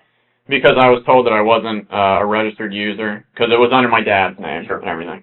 And then I was told I was a registered user, and then that basically they can't do anything unless he gives the sign off to me. Right. The account holder has to approve of it. Right. Okay. Didn't work. It didn't work. And then you went where? And then after that, I went back, and then I think I just sat in my car for a little while, because I was just thinking, okay, well, how am I going to do this with everything that just happened? And from there, that's where I think I decided that I was going to maybe drive by the house. Did you go right by? I didn't drive by the house. I was starting to go there down that Fort Christmas Road, and then I was just like, I'm not gonna do it, because as far as I know, it's like, you know, Dad's probably at work. I don't know if Cody works again today, and you know, just like with everything that had been When happening. you drove down there? Yeah. See anything strange? No, I had seen I had just seen like a couple of cars like pass by me, but What do you mean car? like just standard, like just a little bit of traffic. Then I stop off and I see if there was like any email updates or anything like that, and then there Check your email? Yeah. Nothing. And then there was nothing. So then I was like, oh crap, it's not like today. But you've got to pay for things. You've got some money. Right. In your account. Right. You had Cody's card today? Right. Let me say. You still have your dad's card? Yeah. Okay, so I had that. Okay. Did you use any of them? I had used Cody's card to pay for one of my bills that was outstanding. It was just one of those from that site. It was just like a bill that had backed up from there. $5.99.99. Okay. Cody know you were doing that? Yeah. He said it's okay to do that? He said to use this to like survive until things can get figured out, because he knows that I only have, you know, a few $100s in my name. He told you that night that you Right. could use his card and pay off what needed to be paid off? He said to use it for like necessity. Did he give it to you? Yeah. He gave it, he said, here, take this and Yeah. do whatever. But that was normal for him, though. He was putting most of your bills aside. Right. Okay. And then at Waterford, you stop anywhere with him? I gone to Panera because I think that I'm going to get something to eat. About what time? This was like right before I went to the hotel, so it was like 1:30, 2 o'clock in the afternoon, maybe. Okay. And then in there, you know, I think about getting something to eat, but then I don't really want to use like the other cards to pay for something, and then I know that I only have a little bit, but then I'm going to have to like sleep somewhere, and again, I'm trying to use like my money for that type of stuff. So then I'm only in Panera for like 10 minutes or something like that, and then I end up leaving from there, and then that's where I go to the DoubleTree, and then that's where I checked in, and then I was at the DoubleTree all night. Slept there last night? Talked to anybody? I messaged the girl that I'd been talking to on Twitter. Yeah. On Twitter, so you have to pay for it. Right. Did she respond back to you? I think once, like 1 or 2 responses. What's your Twitter address? I'm sorry, I'm No, not no, a Twitter no. person. No, it's just Grant A. So you stay there Right. and wake up this morning. Right. Nobody else in the room. Nobody else in the room. Rented in your name. Rented in my name. Okay. You come out and do what? You come out of the room today to go where? Where are you going? I was gonna go down because I had like one more bottle of water in my car, Mm-hmm. and I had just finished eating like just a little granola bar thing, so I was like, I'm just gonna go down and get my bottle of water. And you found what when you go outside? All the police officers were there. And then when you left Cody, what did he say he was going to go do? Cody said that he will take care of it. Take care of what? Just the situation that was at hand with whatever he had been updated with from my mom. Did he tell you what he was updated? He had told me the reason why, like, I'd been kicked out. But he really didn't give me that much dialogue, like, about that situation. You know, he was miffed a little bit because, you know, he had just gotten off work and now he has to go deal with this. And then after that, I mean, it was just, he gave me the debit card to say, you know, to use this in case of emergencies. And then, I mean, that was pretty much it because I don't know if, like, he had already said that he was on his way home or if there were expectations, like, for a time with him for making it home.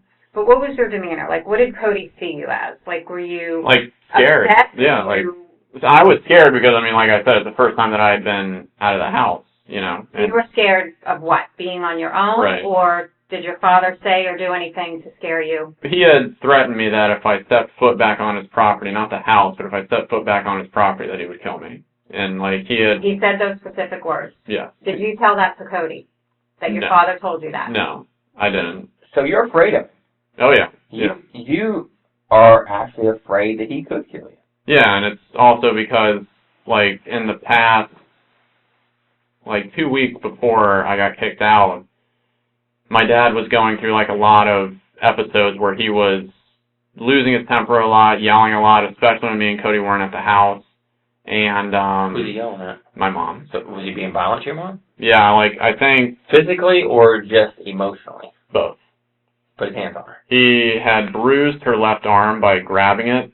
And then apparently she had said that on one of the nights that they were in the kitchen together, and then he was like throwing food at her and then banged her head against the wall a couple times. So, and I'm not let me speak bad of your dad, but he's kind of a violent guy. Yeah, I mean, you have a reason to be afraid of him. And then the thing that I was getting to was that apparently my mom was so scared at one point, because it had been a while since he had been like this, that she had taken like a couple or a number of voice memos on her phone whenever he would like come in and then start, like she knew that, you know, something like he was going to start to get upset.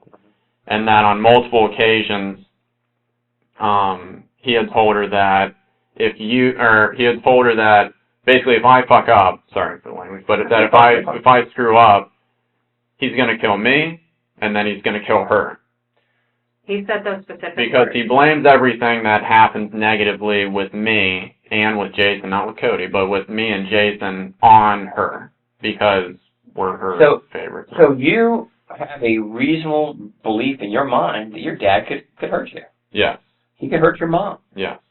He could maybe hurt Jason. Yes.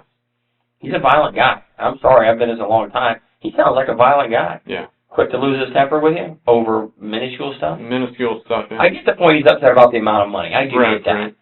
But physically, he's abusive. Yeah. And it's kind of embarrassing as you're an adult male right now. He's been abusive of you for years, has he not? Yeah. I mean, more mentally over the course. But it has been to the point where you as a 29-year-old male, right, 29? 29. That you're afraid that your father could kill you. Yeah. Why do you think we're having this conversation? I honestly don't know, but I'm pretty freaked out at this point because, you know, it's, I mean, I know, like, how the situation was when I left, and, you know, I thought that it was weird to begin with that I hadn't gotten any communication whatsoever. I mean, like I had told you, my brother, Cody, the last time, when I was away from the house, that he was the one who outreached to me via email. Because, again, I didn't have my phone or anything like that. As a child, we're told the truth always is the best thing to do, correct? Correct. You agree, man? Yeah. And accidents happen, and things in the heat of the moment, things happen. that we wish hadn't happened. But I do it myself sometimes. My kids will make me so aggravated, I'll snap at them and then walk away and say, wow, I wish I would not have done that. That was not very adult of me to snap at my child for something. Yes, they're wrong, but I should be the adult and not snap at them. Right. Tell me what you think, because I can tell I've done this for a long, long time, and I read people, the way they act, and the way they talk to me, and the way they answer questions. There's something you want to tell us. I can see it in your eyes, I can see it in your body language, and just the way you act. Now's the time. Now's the time. If there's something you want to get off your chest and give us an explanation of what's bothering you, now is the exact time to do it. And I'm giving you that opportunity right now to tell me something you want to get off your chest. It's there. I can see it in your face. I can see it in your eyes. You kept out about that night. You're upset about it. You've been that since we've talked to you. I can see there's something's been bothering you. Even though I don't know you from Adam's house, can't you see things in people that something's really bothering this guy? It's not that, I spent a bunch of money I shouldn't have on this girl. So be it. You did. It's over with. Money can be made back. Something's bothering you. I'm just worried about what is all transpiring from this. I think at this point right now, to be honest with you, Grant, you know what it is. It's in your eyes. Your eyes is the view to your soul, and it's in your eyes. And we usually know answers before we ask it. Right. Me and Eva knew everything before we asked you the questions. Now's the time to come to Jesus, be honest, because you're holding something back. I can see it in your eyes. People don't believe that the police will help you, but we are actually here to help you with issues you may have. I think something happened, and you don't want to tell us, but right now is the time to get it off your chest. And I really wish you would, because it will make you feel better in the end. I genuinely don't have anything else that I can say about the night or, the periods of time afterwards. Something that happened that caused you to defend yourself. No, because again, it's like I didn't have any means to defend myself. I mean, I didn't. Well, we know from talking to you that there's weapons in the house. Right. We know that to be a fact. Something happened that caused you to defend yourself. Whether you had anything or not, you found something to defend yourself with. I can't tell you everything. I'm not going to tell you everything. But something happened. Whether your dad blew up on you, threatened you, physically harmed you, or hurt you, something happened that caused an altercation. And I didn't do anything at the house besides get my stuff together and take it out to my car. There is, and you're a better electronics than I am. I'm gonna go ahead and admit that. There's a digital footprint, and there's ways to see things that we know that don't make sense. Even though your phone may not have service, there's still issues with the phone. Right. And it was on you the entire time. Yeah. You left the house Yeah. until you were in touch with law enforcement. I can track places you've been, and I know where you have been, and I know what time you've been there. And everything you're telling me isn't just copacetic and doesn't add up. Because there's what I think, what you think, what she thinks, and there's things that are hard facts that you can't manipulate. Right. You know what I'm saying? I think something happened at the house based on my knowledge right now, and you're afraid to say it. You're afraid to come back and say that I was a victim, I was hurt, I had something that happened there that I don't want you to tell because it's something maybe embarrassing or not good, but I know a lot more than I can let on right now. When I had come back that other time, I crossed in front of the dude's fence, the red blinking light ones. What time was that? I can't remember. That was Friday during the day when you said you were going to come back. Right. Yeah. Okay. But it was after you did your interview. Correct. Okay. If you did that, you would have seen something, and there would be something out of the ordinary that you would have seen. If you passed that, you passed something out of the ordinary. What was it? I saw like a news van, and then I don't think there might have been like a cop car. There was like traffic being Human nature.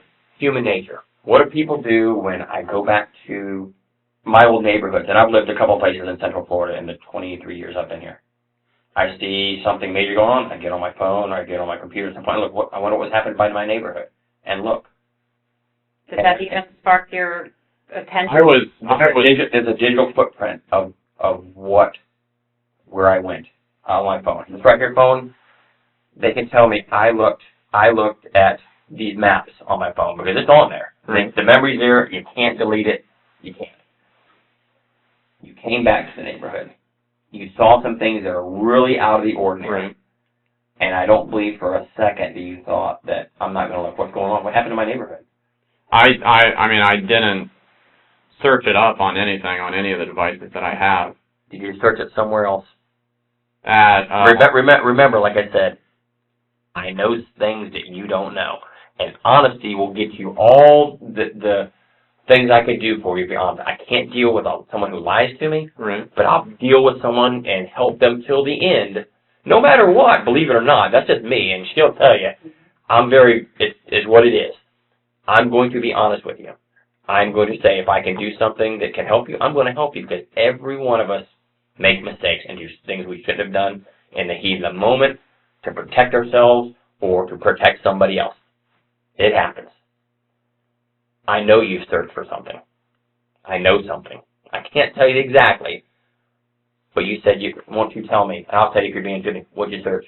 On, when I had gone to the Panera, I searched for like top stories, Oviedo or Chuliota or something like that. And found what? And then I saw that there was, it was like just the initial, like it had like a video, but I didn't listen to the video, but it had just an initial thing of that there was shootings in Salton Circle. But it didn't say like the address or who was involved. It was just like this is the preliminary. Was it on one of the news stations? What was the site you searched? I honestly can't remember. I think it was one of the Weshes, but and you saw the story because we've seen the same stories. You've seen the story because there's a thing that will tell me how long of the time you spent on that. Right. You saw what happened. Yeah, I was on there for like 20 seconds. Well, what was your thoughts when you reviewed that story? I was freaking out, and I was just like blank. I didn't know what to do. So what do you think happened? I think that there was something that obviously happened at the house. Tell me what happened. I don't know what happened. I know better. Listen to me. I know better. I can help you, Grant, with honesty. I can help you with honesty. We think something else happened before you left the home that you're either afraid of or embarrassed to talk about. But we need to know exactly what happened because, like Danny said, we can place you there at certain times. And so we need to know what happened before you left that house because you didn't leave with everything being okay. I honestly, I don't have anything else that I can really say. I mean, I don't know. Do you even know why law enforcement got involved? Like what brought us to that home? No, You just said it. You know something bad happened there. Out of your voice, not mine. I have not told you anything what happened there. Something bad happened. You're here with us for a couple hours. You admit that you've looked at a site and seen something bad happen because the video is not of just a general area. It's of a specific location. You've been here with us. You think something bad has happened at your house.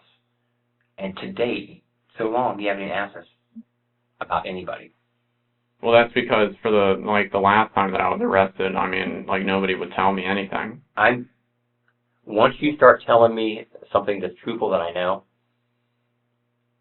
then we're going to have a conversation of exactly what happened. I mean, you're a smart guy. You know something's happened at your home. You have law enforcement here. You haven't heard or gotten any emails. I mean, I'm just scared as to what the answer is. Did anything more happen with you and your father besides him grabbing you up from the couch and yelling at you and kicking you out? Anything at all? Did he harm you, hit you, No. Draw any weapons on you? No. He didn't do anything like that. I mean, he was just yelling. A wise man told me one time, once a bomb goes off, you can't defuse it. You can't. It's already out there. Now is the point to say, how do I put Band-Aids on myself to minimize the injuries I have? And we're giving you that opportunity. I think you're going through a very stressful and emotional time right now with being out of work and just dealing with all the problems with the arrest. You're probably not used to depending on somebody to pay all your bills. Now you're having to do mom and dad or have to give you money. Cody's having to give you money. And there's a significant debt to people. $200,000, I don't know what I'd do. I mean, mortgage, yeah, I get it, or something like that, or a medical bill for my child, yeah, I get it. But talking to some girl, in Bulgaria, you hit it right on the head. You were embarrassed about it, and you have nothing to be embarrassed about. And you said you had a connection with her. Yeah, I mean, it's like it's words that, like, I can't think of to even say. But I'm assuming that, when you see that there is a shooting somewhere it has to do with my family. Like, I don't know how to even say the words. Well, give me a roundabout what you're thinking. That somebody in my family's dead. And how does that make you feel if you're thinking that? I have absolutely no ability to comprehend the words. Because, like I said, I've been there for my whole entire life. And even though there's been struggles and everything like that, there hasn't ever been any issues. But we need to know what happened. I mean, I can tell that you guys are, like, leading me into a certain way of what... The only thing we're leading you to is wanting to get the truth from you. Not trying to make you say something that's not true, that's not accurate. The truth. The end. That's it. That's all we want is the absolute truth. Do we know what happened? Yeah, we already know what happened. But it has to still come from you, the truth. Because the parties involved, that's, in all cases, you want the truth from them. I don't want somebody to say something that's not true. Absolutely not. I want them to say, this is what happened, and here's why it happened. I mean, apart from the times maybe being wrong, I genuinely don't have anything else that I can say about what transpired during the nighttime. So when you left your house, everybody was fine. Yeah. And when you left Cody, everything was fine. Well, we got called to the house because Cody didn't show up to work. So law enforcement goes over there, and can you tell us what we found?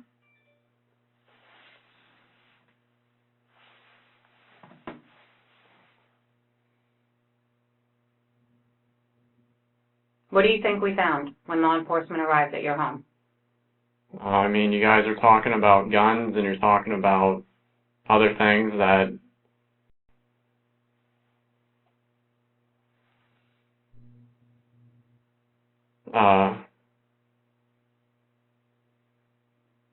and then the website and everything that something happened to him.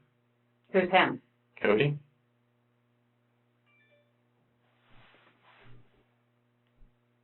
Did you do anything to Cody? No. Did you do anything to your mother? No. Did you do anything to your father? No. No, the only thing that I was told was that Cody would take care of it for me. And that's all that I know. But you didn't tell Cody what your father said to you, correct? Correct. So when Cody made those comments to you, what do you believe he meant by that? Have you guys ever talked about? That he was gonna... I thought he was just gonna do what he always does, which is where he just talks about it and he figures out whatever strategy he needs to. So if anything happened in the home to bring law enforcement there, what would you think happened? That there was a shooting. Between whom? I don't know. Between Cody and my dad. And why would you think that? to protect me or to help me or to do something with me. So you're telling me you did not shoot Cody, No. your father, or your mother? No. I mean, I don't know, like, what more I can say. Well, when law enforcement arrived, that's what they found. So you're the only outstanding child. You're the one that's been having problems with your dad. You're the one that we haven't been able to find for 2 days. Do you understand now why we would be questioning you about this? Yeah, but I mean, I wouldn't,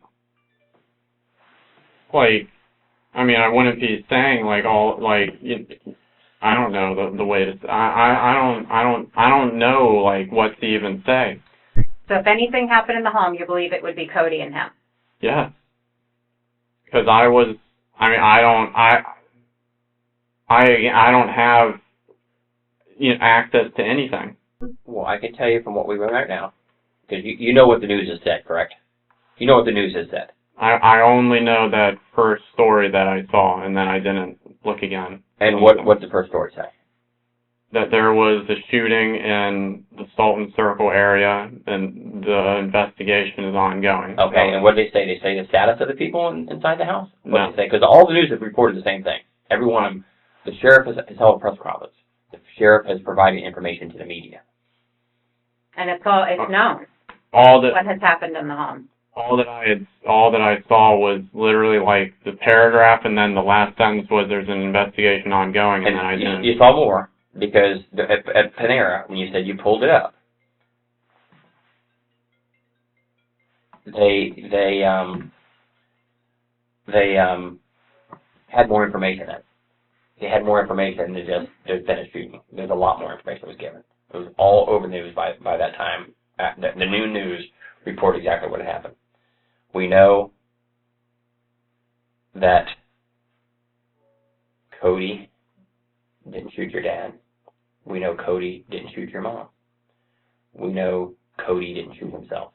There's something. And you still haven't asked us the condition of them or anything. That's because I don't know what the normal proceedings are, but The normal proceedings are for you to be honest about what happened. And then we help you understand everything that's going to go on from here on out, of what our responsibilities are. And we don't believe you're being honest. We feel that you are leaving something out about what happened in that home. And the evidence tells us what happened in the home. But you need to fill in the blanks. And again, your cell phone's going to put you in the areas. We're going to check exactly where you were throughout the entire time you started this conversation. No. If you went back to the house and did something, or how long you were there, we're going to know. No, I never did anything like that. Just things like, look, remember I told about digital footprint? Yeah. E-Pass tells me where you went. We have a thing they're called LCRs, license plate readers, in different places all over everywhere. And every time your car passes, or any car, I have somebody, one of our intel girls, put in thing, hey, has this tag went by there? Yep. Has it been in a certain place? Yep. It tells me exactly where you went. Here's your brother, the guy who's always looked out for you, correct? Paid for your trip to Japan, paid bills.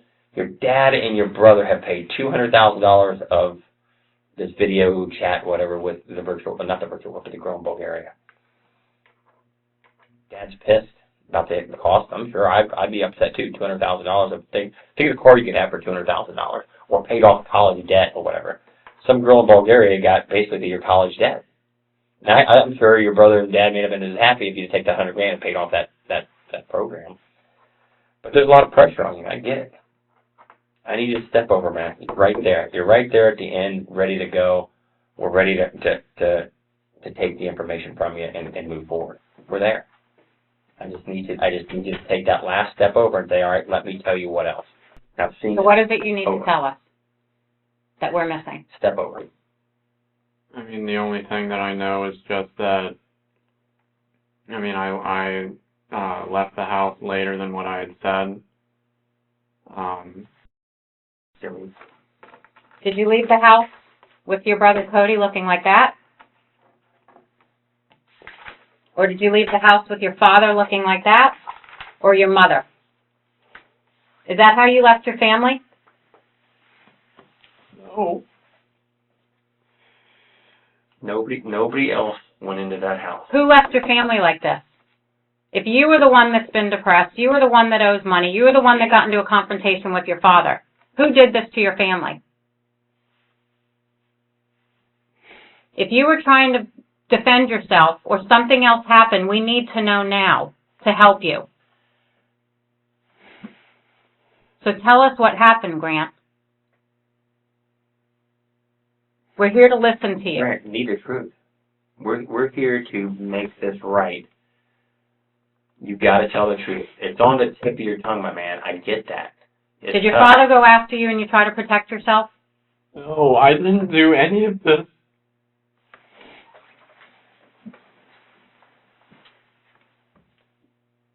The evidence tells us what happened. You have to fill in the blanks. They can't tell me what happened. Fact, I know. She never held a gun. She didn't have a gun that night. Fact. He never fired a gun. Fact. He never fired a gun. Never did. This is the person right here, Mom, who always stuck up for you. Something happened so bad that caused her death, your dad's death, and Cody. And I'll tell you just about how it happened. 1, 2, 3. Based on evidence. Based on evidence. I know he did not shoot your mom. I know he didn't shoot your dad. I know he didn't shoot himself. Listen to me, hey. I know. Video surveillance tells me everything that happened this night. I'm telling you. Of people that you'd be surprised who in your neighborhood has video. And I know that there's only 4 people who was at this house during this time. 1, 2, 3, 4. Tell me. You got to tell me, man. You got to tell me. Get over that hoop. The video, if you're sitting there saying no, and video shows something else, guess what? Big problem. There's just nothing else that I can say. There's nothing else that happened in that home while you were there that would lead up to this. No. Your father didn't point a gun at you? There was nothing else more than what I had said. Then who do you think did this? I don't know. I don't have the answer.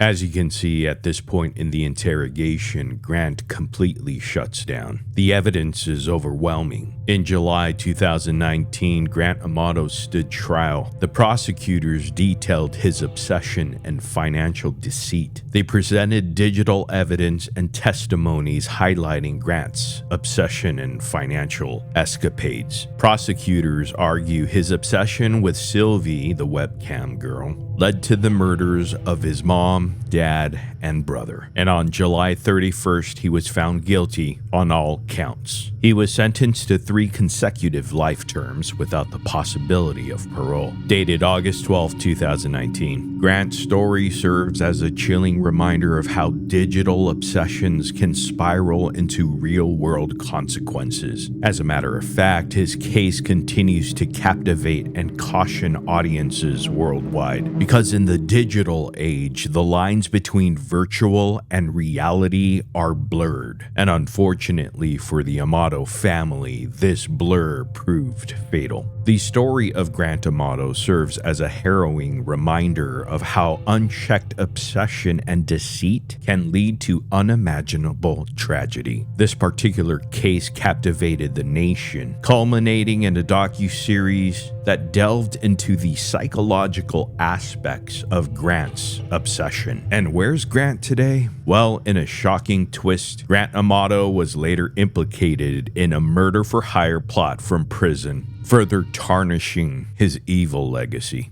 I'm told that you all have reached a verdict. Yes. All right. If you could please hand the deputy the verdict forms, please.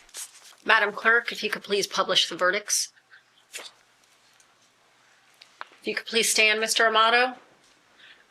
In the Circuit Court of the 18th Judicial Circuit in and for Seminole County, Florida, State of Florida versus Grant Amato, case number 1933 CFA.